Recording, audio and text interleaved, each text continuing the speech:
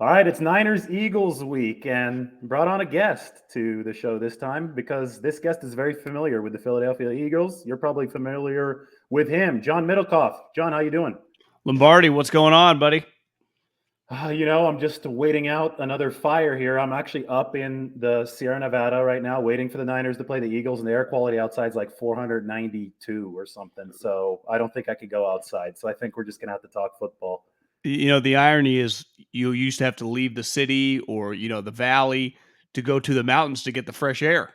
And now it's, Tahoe where you are, kind of the opposite. Speaking of the Valley, what years were you working for Fresno State? Oh eight and oh nine. Okay. So, and that was right before you were with the Eagles from 2010 to 2013, right? Yeah, I got hired from Fresno State to go work for the Eagles.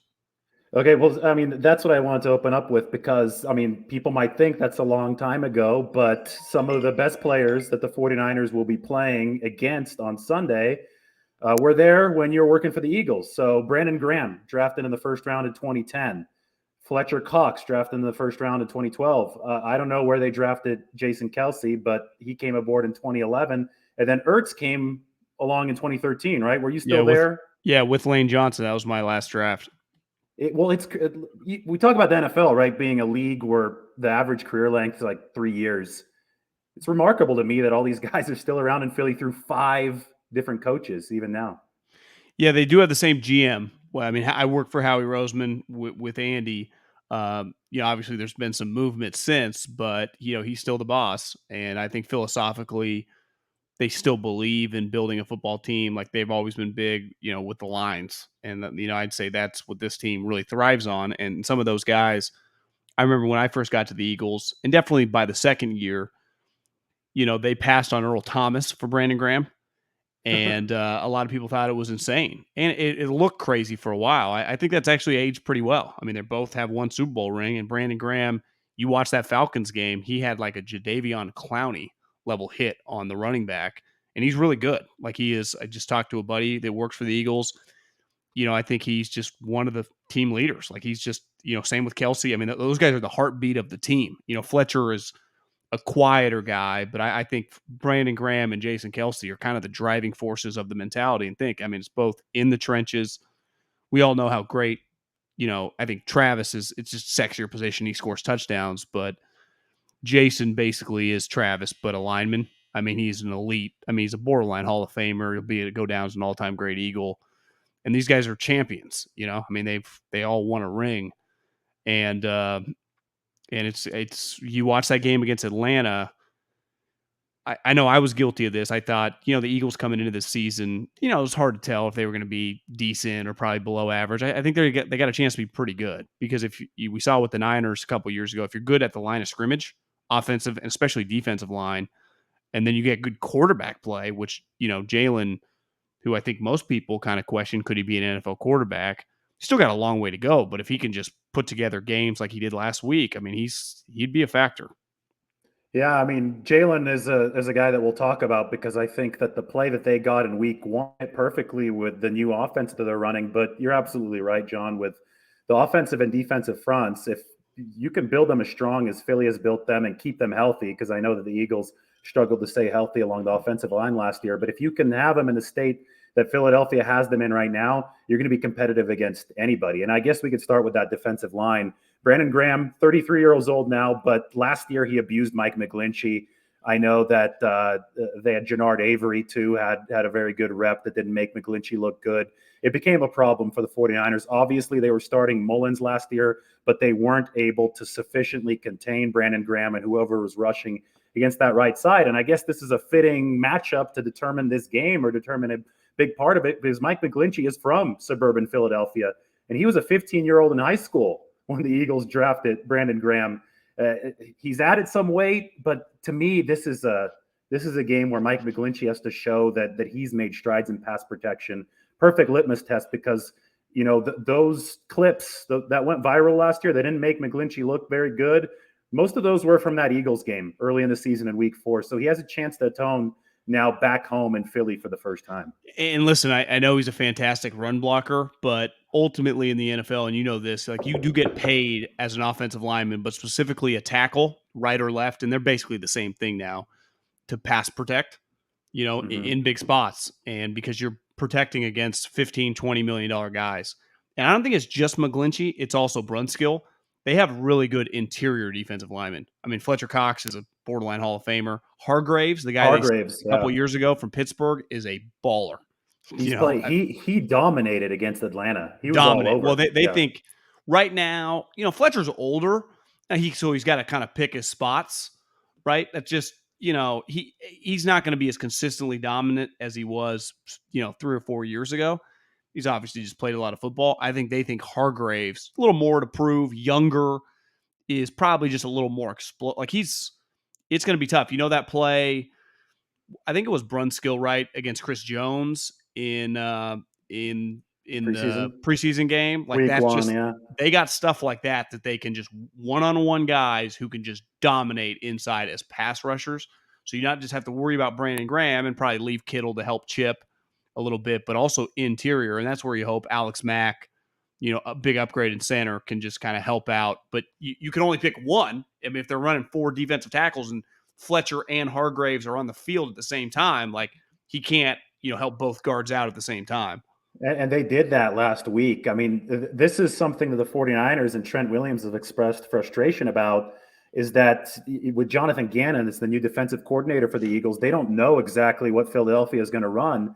And they watched the film from that game against the Falcons last week, and they're running 3-4 fronts. They're running 4-3 fronts. Yeah. If you just look at where Fletcher Cox lined up, he was at nose tackle for a couple snaps. He was at his 3 technique for the most of the game, but he also did some action at end.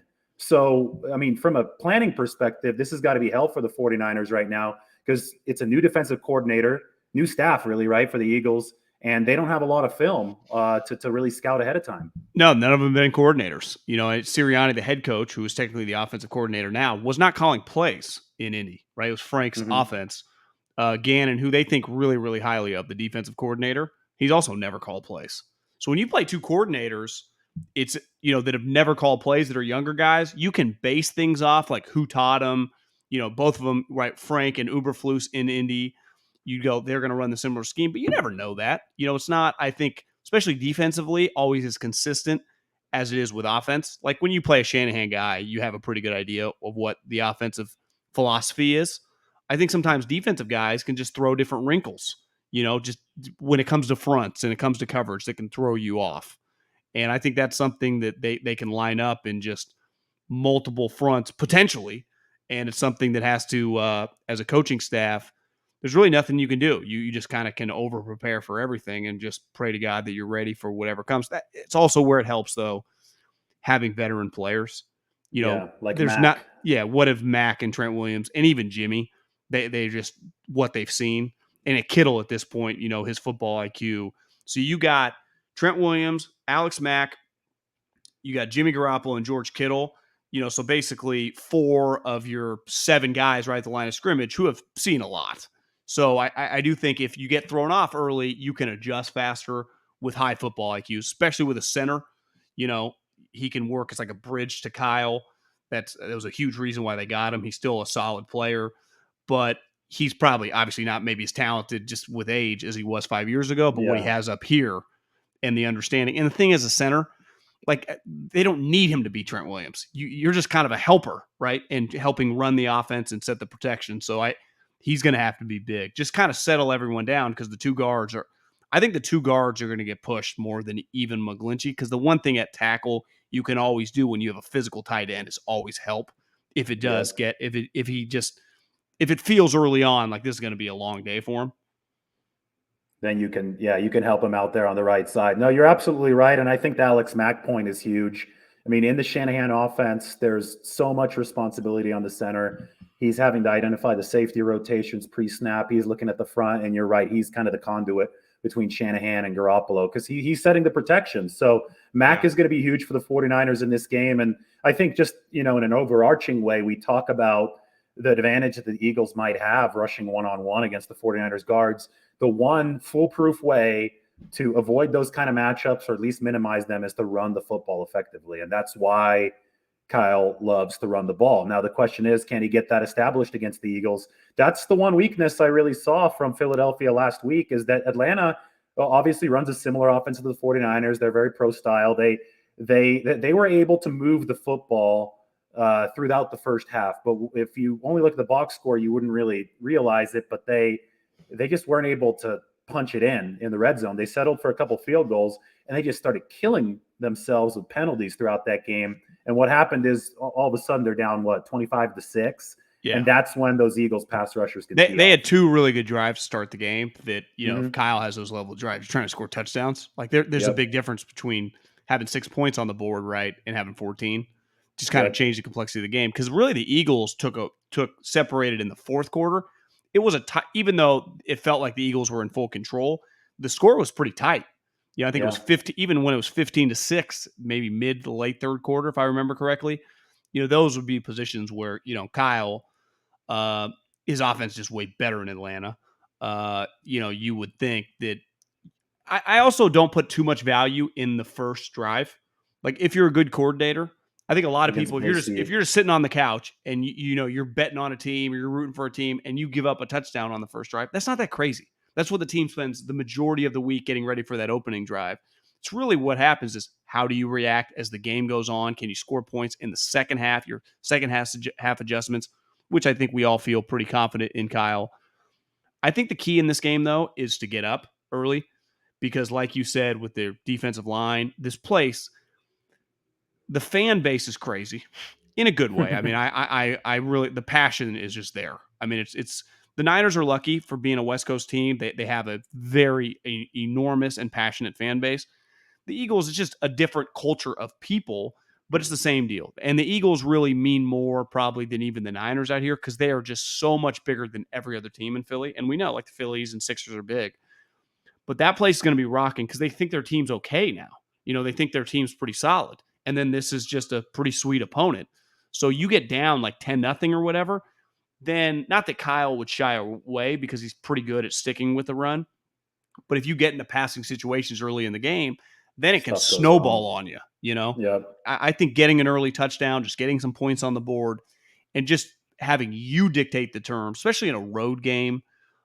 Even though the Niners have a pretty veteran team, so it's not like they're starting that many young guys that haven't seen, like, even Debo's a whatever third-year player. He's played in the Super Bowl. So it's like, but this environment could be pretty intense. Yeah. Oh, absolutely. And we'll find out what the 49ers are built for. Maybe with Alex Mack in there this year, maybe with the strides that McGlinchey has made, maybe they are a better straight drop pass protecting team. But I have my suspicions about that. And I think that anybody's better when they run the ball successfully. Sure. And throughout the Shanahan era, it has been run to set up the pass, because then you could do what you want, right? You could run the play fakes. You take the steam out of that opposing pass rush. You play the game on your terms, as you said. So brand new Philadelphia defense, but a lot of familiar faces. We'll see if the 49ers can find any kind of matchup advantages. I know last year, one of the advantages they saw on paper was Nate Gary, the linebacker, who's now on their practice squad. He's on the 49ers practice squad. And you remember the very first play of the game, or the first pass of the game, they got Juszczyk against the linebacker, and Juszczyk got wide open. Yeah, and Mullins just missed him. 49ers probably win that game because the Eagles couldn't move that ball until the fourth quarter. Wentz was terrible early last year. If I remember correctly, that was like they were pinned. It was like on their 20. He might score, though, right? He was that wide open, or at least go like 50, 60 yards, right? we would have found out how fast Kyle Juszczyk is. We'd have had an open field chance. At minimum, he's getting 40 yards. Yeah, maybe 50, 60. Yeah. I mean, it would their, have been their linebacking play, and this is what's an advantage for the Niners. The Eagles don't value linebackers. They never draft them high. They believe in the lines. They believe in several other positions before they do linebacker. And when you play the Shanahan offense, and we see it all over the league, like, they abuse linebackers because they get their running backs downhill fast, so they get on the second level quick. They move them side to side with the boots and the play actions, and and with Kittle, like, someone's got to guard that guy, cover the guy. Yeah. And now that they got, if they can throw to the running backs, we'll see. Some of these guys. I mean, Elijah Mitchell has played his first game. Trey Sermon is yet to play, but obviously he's going to play this week. You want to expose those linebackers, and there's probably no one better in the league at doing that than Kyle Shanahan. And he did it last year with Juszczyk on Gary and on Yeah. that play. So, I mean, we'll see how that goes. You have to have a quarterback that can actually hit the wide open receivers. And based on the way that Jimmy played in week one, I think that he should be able to do that better than Nick Mullins last year. But we'll see on that matchup. What I'm really interested in, though, is the other side of the ball, because we talk about the 49ers offense here needing to control game flow, and not just for their sake. I think they also probably are going to need to have a little extra oomph in this game, because we can't be 100% sure that this defense is a clone of the 2019 defense just yet. There have been too many injury issues. Yeah, it's not going to be without Buckner. But still, they're already beaten up, right? They don't have Kinlaw. They don't have Verrett. They don't have Sherman, who they had a good year from in 2019. So how do you see that matchup playing out between Jalen Hurts and an Eagles offense that's the opposite of Detroit's offense? They actually have playmakers, and they get the ball out quick, right? Mobile quarterback, get the ball out quick. How do you think the 49ers match up in that scenario? Well, two things that stood out to me against Detroit is without Kinlaw, when you run this kind of just up the field, which I'm okay with, like just get up the field. We used to call it the wide nine. I think they call it something a little bit different. Jim Schwartz did the same thing for years in Philadelphia. Chris Kasurik, who's one of the better defensive line coaches in the league. Well, Kasurik and Schwartz worked together in Detroit, right? He learned from Jim Washburn, who was like his mentor, who was the guy in Philly. So like they produce good defensive linemen as pass rushers. Sometimes in the run game, though, because they don't take on 1st and 10 when a run is 90% coming from certain teams. They're not telling their guy, take one step and hold and be ready. Just get up the field. That's what they coach. Well, when you have enormous size, like the Niners did a couple years ago with Buckner and Armstead, makes it a little bit different. Yesterday or last week, without Kinlaw, their bodies are just smaller, right up front. Yeah, so it's a little easier to get. They need Kinlaw, not even to be some great player, just his body. They need him to give 25 snaps on early downs, so it just forces them to pass the ball. One advantage, though, I think the Niners are going to have is the Eagles. I wouldn't call them finesse because their offensive line is big time, but their skill guys, it's like a small speed guys, right? Jalen Reagor, obviously Devontae Smith, who weighs 166 pounds, Miles Sanders, all these guys are good. Miles Sanders, the running back from Penn State, who was Saquon's backup, is kind of a little speed guy who's good. The Niners hit hard. And I think that's one thing they still do to this day. They might not cover as well as that 19 team, but they don't throw a guy out on the field. If Mosley plays this week, I mean, he's a big-time hitter for a corner. All their safeties hit. K1 hits. Their front seven will all hit. So you gotta physically take it to them, because they're going to have some speed advantages that if the pass rush is not getting consistently there and Jalen's playing solid, that it's hard. I mean, no one who on the Niners without Verrett can just man-to-man cover Devontae Smith. I know he's only played one NFL game, but he's an elite route runner already. Well, let's be honest. This 49ers defense is relying on its pass rush. It's controversial. They've taken criticism. We'll see if that criticism sticks, but there has been a very clear rush over coverage emphasis on this 49ers defense. And David, I think that is the way to be. Like, that's to me how you build your team. But back to week one, like part of the way they built this team, they had the right mindset. They traded Buckner, which we can argue all day till we're blue in the face, but it led to all these other things. They just had to hit on the player they kind of replaced him with. And right now he's got knee issues. So to me, that's a problem. Kinlaw doesn't even need to be Buckner. He just needs to play. They need that body in the middle. Because of this here, I pulled this up. This is just a screenshot from one of those big Detroit runs right up the middle. You see my cursor right here is right above Zach Kerr. Zach Kerr lined up on the other side of the ball. This is him on skates. He moved in this amount of time. He got destroyed, and he's basically Siamese twins here with Kevin Gibbons, right? They're in the same spot, and that opens up this hole, and Dre Greenlaw fired into the wrong gap. So you either need a tackle who doesn't get moved, or you need a linebacker who's in the correct gap. You can't have both things go wrong. Part of those Harbaugh defenses, because I think this defense, it's different front, but I mean, same mindset to let Fred and the linebackers make a lot of the tackles. You do have to just have, like, they had size up front, so Bowman and Willis could just destroy people. Here, look at that picture. The linebackers have bodies on them immediately. It's like no one's even there to stop them, right? They just get to go a free shot. at the linebacker. And even if you remember the famous play last year, Trent Williams took out the linebacker. Most guys are not going to do that because there's only really one Trent Williams right now in the NFL. Now that Tyron Smith is older and Jason Peters is like 50. But if I do get a guard, even if he's an average player, and he gets a free shot at Fred Warner, just his body at 320 pounds, like Fred's just going to get walled off.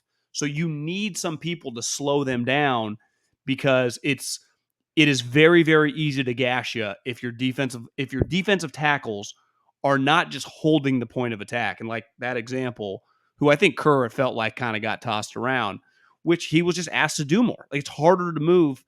I mean, you and I have been to enough practices now. You stand next to Kinlaw, listen, or I mean, around the NFL long It's enough. physics. Like there aren't that many body types. I mean, Kinlaw. I was telling a buddy that does the SEC. I'm like, honestly, he's one of the biggest bodies I've ever seen since doing this. He's an enormous human being. Do you agree with that? Like, I mean, his calves look like pillars of granite. Like the White House has those pillars. That's what his calves look like. Yeah, he's just like the Ayuk Trent Sherfield thing. At like the difference of like, well, if Sherfield can get open and catch a ball, it's whatever. But there is no human being on the team to make up for what Kinlaw, including like Bosa, like what his role could potentially be and just would be if he's playing. It's irreplaceable for the Niners. And you saw for the Lions, even when the game was out of hand early on, they were running it at ease, weren't they? I mean, they were gashing them. Yeah, and I think the 49ers got away with one because the only reason the Lions moved to drop back passing without the run as a support to neutralize the pass rush was the 2-minute drill at the end of the first half. And that led to the pick six to Dre Greenlaw. And that pick six led to the score getting out of hand. So the Lions could only run it 9 times in the second half. So the 49ers really lucked out into an escape. It's not like they stopped the run, stopped it, and forced Detroit to start passing. Their offense played well enough, and that 2-minute drill came at the right time to allow them to get out of Dodge, right? Good point. Yeah. If this happens against Philly, if they start gashing them up the middle, and Kinlaw's probably, I think, going to play. He's questionable technically, but it's trending in the right direction. So you got to hope he helps. But you expect to see Kinlaw and Armstead in this game? Yes, I expect to see both of them in this game. And if they can't stop this, or if they don't play, and this happens, and you have this guy right here as Jimmy Ward, you could tell already in this picture he's the last line of defense. He made like 3 or 4 touchdown-saving tackles in that game, and he missed one too on the touchdown on Swift. But if that starts happening against the Eagles, it's going to be a loss for the 49ers because you get away with that kind of stuff against the Lions. I don't think they're going to get away with it against this Eagles team. Well, the other thing is too, if that is the case, and those guys, even if they do play, but then they're kind of injured and they got to yank them out, is that Miles Sanders, unlike those, Jamal Williams, Swift's a good player, but Miles Sanders can scoot.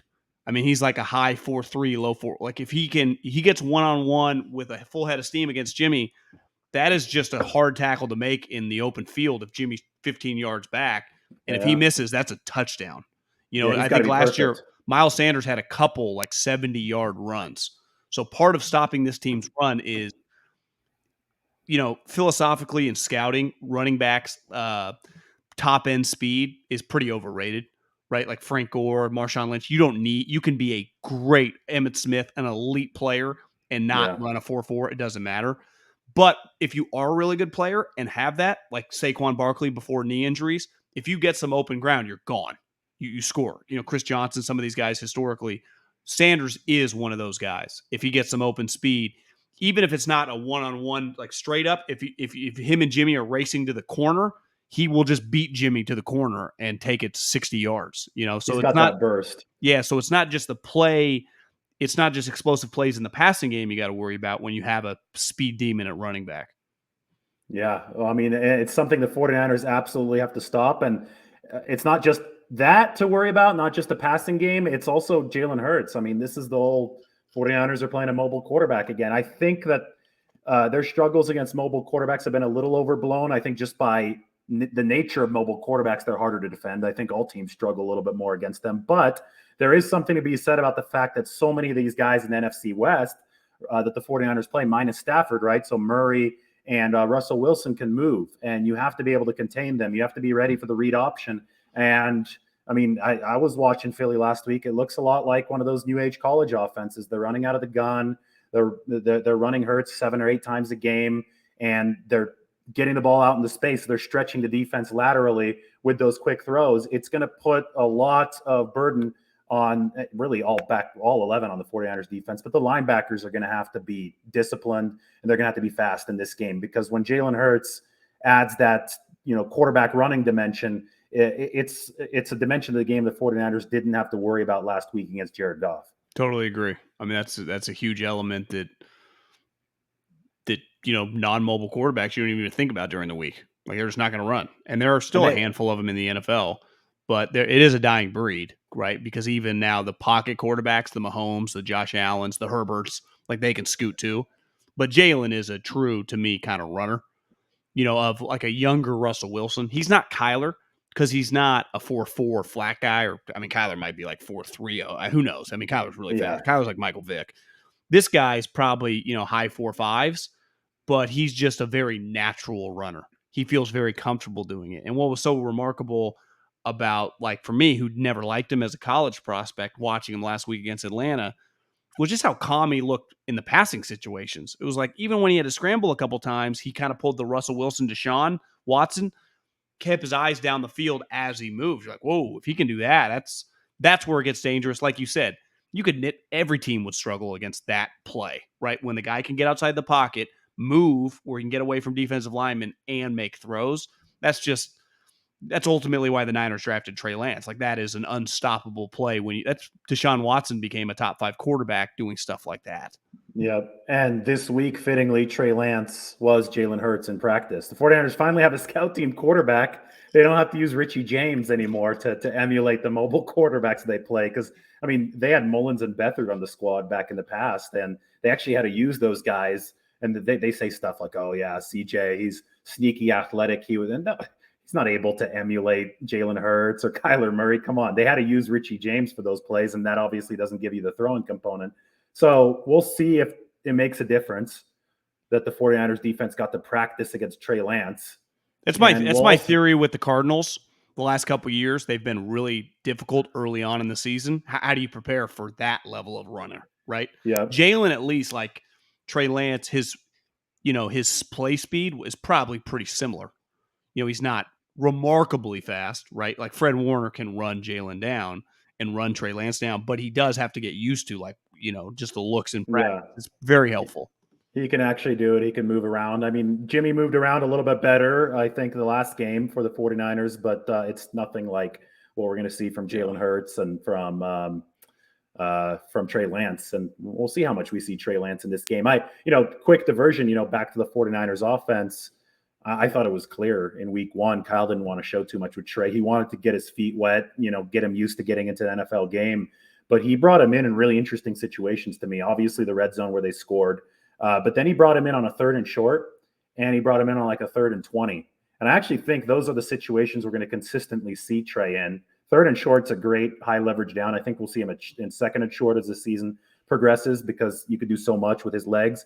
But then you could also just kind of have him roam, on those 3rd and longs and take advantage of the cannon that he has for an arm, and maybe try to convert some of those low percentage downs. Now, against the Lions, they just ran the ball because I don't think they wanted to show any throws. But I think if push comes to shove, shit hits the fan against Philly, and they need to convert a big 3rd and 20, 3rd and 15, I wouldn't be surprised if they throw Trey out there and have him, literally throw in this game. Did you get that idea that Kyle was just trying to set something up with? I think the finger injury just throws you off when you can't fully practice, and it just limits you with a game with a rookie player. You just kind of get dead set on just focus on what you got and that you have, and you're playing an opponent that you should be able to push around and the score separated fast. So I think that played into it. Was he messing with people that final preseason game, the way he ebbed and flowed it, like basketball, like in and out and in and out, maybe a little bit, but I do think he has that in his back pocket. Because is Trey on the injury report? I didn't even look. I mean, he's full go now, so he's full go now. Yeah. You don't even need to worry about it, and you can maybe institute a back-to-back play situation where he gets a 2nd and 5, and then if he converts the first down, he gets another play, and then you bring in Jim. Like, he can just do things that that team doesn't see coming. And this is a type game, opponent's much better. that maybe you pull a curveball out. Like you're not, we got to hold this back for the Packers next week. You're at the point now when you play good teams, you do whatever you have to do to win. And I think you institute, well, they already did during camp. You can just use those more if you feel fit, or maybe you don't know if you're going to use it because you don't know what looks they're going to give you. And then they start giving you a certain look, and you're like, I love this package that we have with Trey against this look. They've been giving it to us all the first quarter.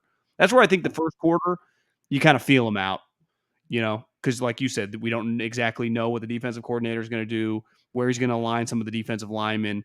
By the time, you get 2 or 3 series, you start getting a feel for it. And then you can, we actually might see, if the game's tight, some things we didn't expect maybe in the second half, more than utilizing them in the first half to waste it, because maybe you get a bad look, but just because you don't know, and that's the big thing with Kyle. His plays work because he knows what you're going to do. He knows where your guy's going to go. And that's why when he has a lot of film on you, same with Belichick, same with Andy, same with Sean Payton, the more information, advantage them, right? The less information is in the sport of football, high school, college, pros, it's kind of neutralized as a good coach's advantage, right? Yes, or even a talent advantage. You could say the 49ers might have a talent advantage, although I think the Eagles have a lot of good players. Definitely a much more stock cupboard than the Lions, and probably more than half the league. Even that talent advantage gets neutralized. And, on the other side of the ball, if we're going back to what we were talking about at the top of the show, both lines for Philly have impressive talent, and it's healthy right now. We talked about the defensive line, but that offensive line, that to me is a matchup of this game that not enough people are talking about, because obviously you got Kelsey at center. They have their guards back. They were missing both of those guys for significant periods of time last year. Lane Johnson is healthy. He only played 39 snaps against the 49ers at right tackle last year. And I like the left tackle. What's his name? The Australian guy. They just gave like $65 million. He's a baller. Yeah, here I got the depth. Jordan Mailata. Yeah, he's a good player. He made his first start against the 49ers last year in week 4, and now he gets to play Nick Bosa. He didn't get to do that last year. You know what he is? He's like the Australian Trent Williams, an absolute freak. Now, obviously, Trent has been playing football much longer, but Trent Williams, when you see him, is just on a completely different level than the majority of offensive linemen in the history of offensive linemen.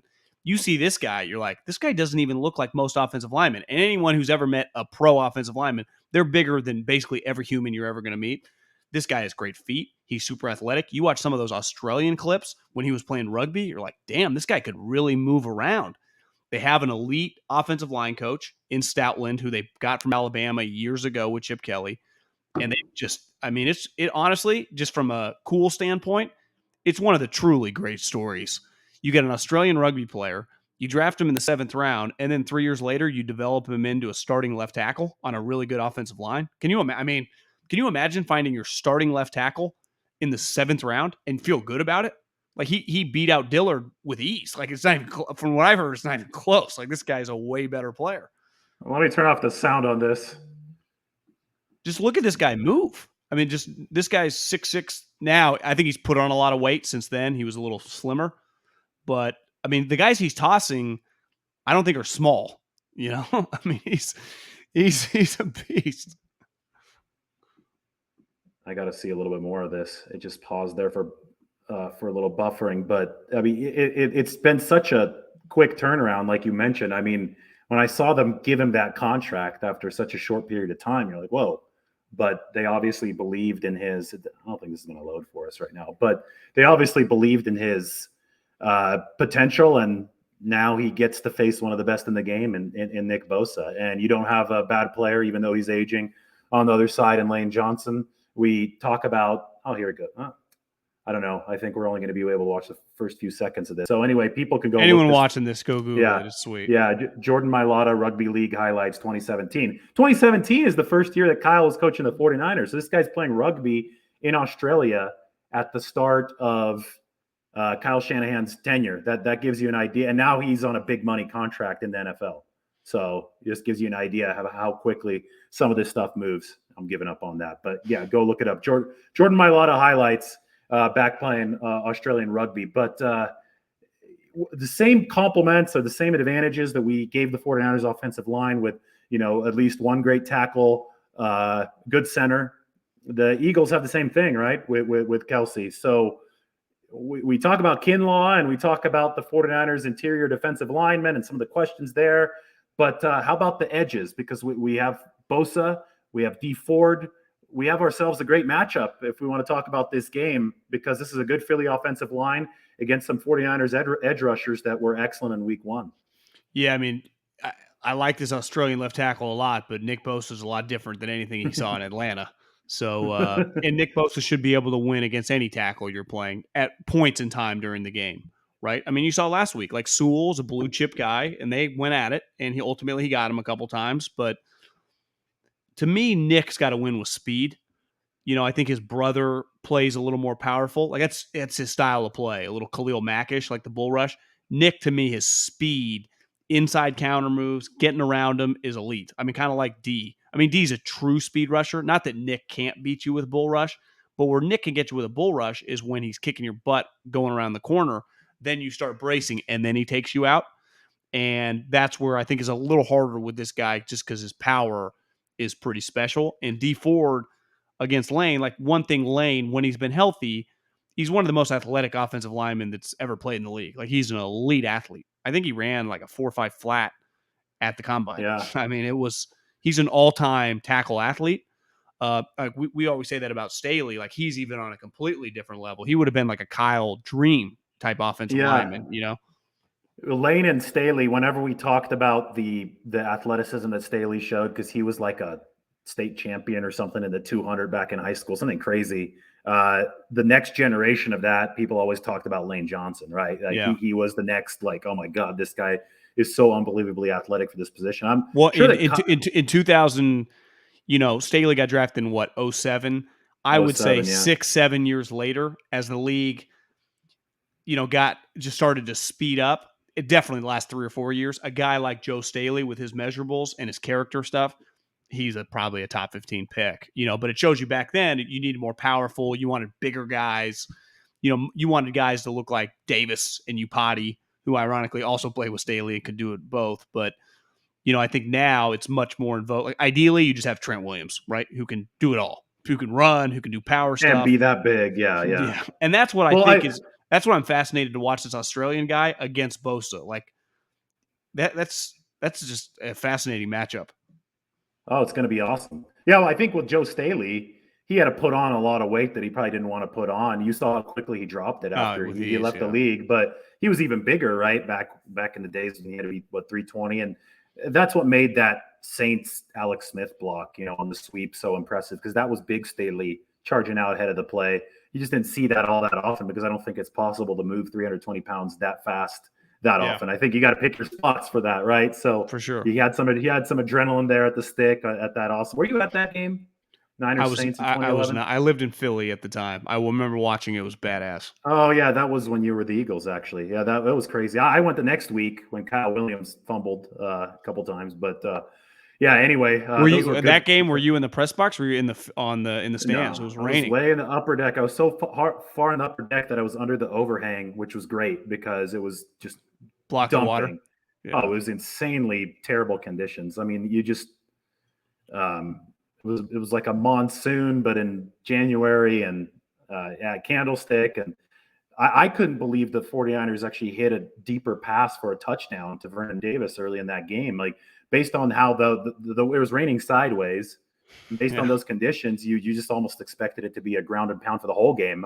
And I thought once they got that one score that they would win 7-3, but it ended up being a higher scoring game than people expected. So I think the rain let up a little bit, and it worked. But anyway, I think we've gone through the matchup. But what do you think is going to happen, John? Do you have a prediction? I mean, I think the Niners squeaked this out, but I think it's very hard. I mean, I think it's close to a coin flip game as it could be, given that I would say a month ago, and definitely, the schedule coming out up until probably a couple weeks ago, this was just a lock win. But the Niners are going to be 2-0, right? And the Lions game out, I know that it got weird at the end, but it played out. I mean, they were up 41-17 or so. I mean, it was a blowout. They kind of got weird. For all intents and purposes. It was 41-17, 158 to go. That's all people need to know.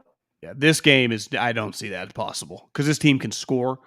This team can control the line of scrimmage.